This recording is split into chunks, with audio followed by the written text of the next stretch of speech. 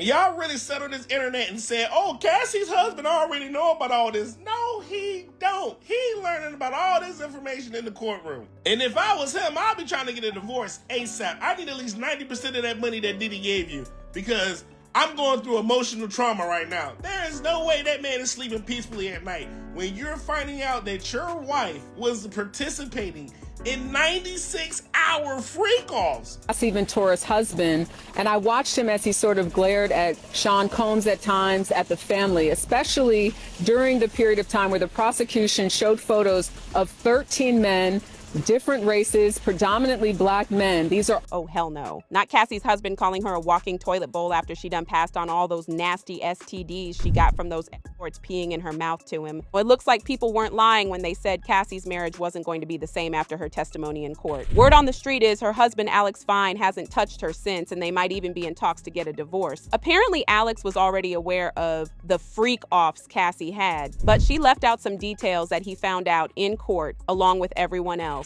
And one of those was her multiple STD infections that she caught during the course of that 10-year-long freak-off fiasco. It turns Cassie convinced this man into thinking she somehow got run through by all those men and didn't catch anything. And guess what? He actually believed her. But baby, when she started singing in that courtroom and he found out that not only did she catch mad infections, but she was at some point even begging Diddy to make love to her, he lost it. Now, as y'all know, Cassie was just on the stand a few weeks ago to testify against Diddy, heavily pregnant, and she went into details about those freak-offs allegations she made about him in her lawsuit. People already had an idea what she was going to be talking about, but the things she revealed still had us gagged down. Like, how could one person put up with all that and not go crazy? She gave us the tea on what the freak-offs were like and some of the strange things Diddy was into, including how he used to rub the fluid of the male escorts all over his chest and nipples after they finished on her. Sean would want it put on his body in the next room, usually on his nipples. I was an object being heavily objectified by men.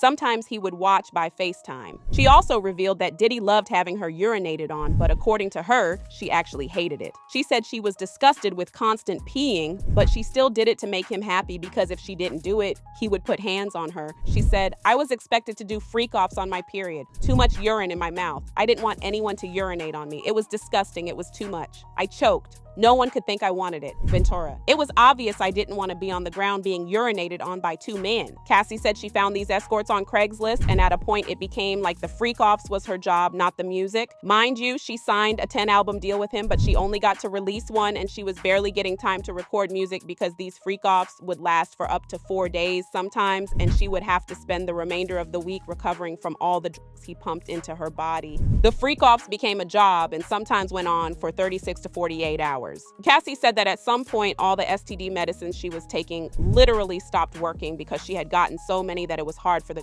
to still work. Even then, Diddy would still make her freak off. And when she tried to oppose, he would threaten to leak her tapes. It would just make him more violent, make him stronger, make him want to push me harder. He said that it would ruin everything that I had worked for, that it would make me look like a slut, that I would be shamed. Now, apart from Alex having to find out about Cassie's extreme freaky activities with Diddy and all the urine she was taking, he also found out in court that Cassie had actually cheated on him with Diddy while they were together. Mind you, Alex is literally the one who risked his life to help her get away from Diddy, saved her from unaliving herself, and even went on a marathon for DV victims on her behalf, only to later find out in court that she cheated on him with the same man he saved her from. So if y'all remember, Cassie accused Diddy of essaying her in 2018 after she met up with him for dinner. At the time, she had already broken up with him and was now in the early stages of her relationship with Alex, but she still decided to meet up with Diddy, and when he essayed her, guess who she called? Alex. But it gets worse. After crying to Alex about this essay and getting him all worked up,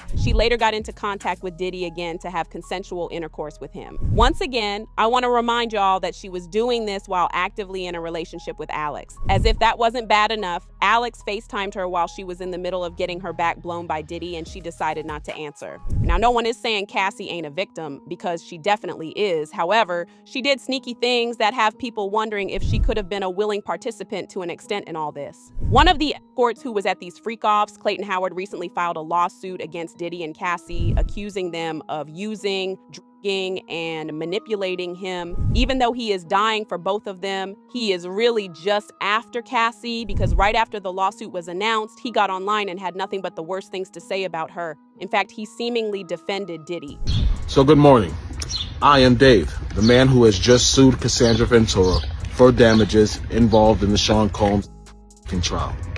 And I'm looking through social media and I see a lot of the women out there, particularly black women like myself, who choose to victim shame me and try to do everything they can to discredit me. To make matters even worse, she's now being accused of allegedly infecting Alex with some of those diseases she caught from Diddy. These rumors are not confirmed yet, but baby, the internet is running with it and they are coming for Cassie hard as hell. There are even rumors that Alex is the one who convinced Cassie to go after Diddy. Apparently the plan was to get her to get money from Diddy and take half of it by divorcing her after a few years. Said, hear me out. The husband convinced Cassie to shake down Puff for the money. She got this money while they were married. After the trial, he's gonna divorce her and take half. Another person said, no bathroom breaks or nothing, just a marathon of freaking non-stop of slapping and grabbing #diabolical. But now I want to know your thoughts. What do you think about Cassie allegedly getting divorced by Alex? And do y'all think she really gave him all those STDs? Let me know your thoughts in the comment section below, and don't forget to click here to watch this other messy video.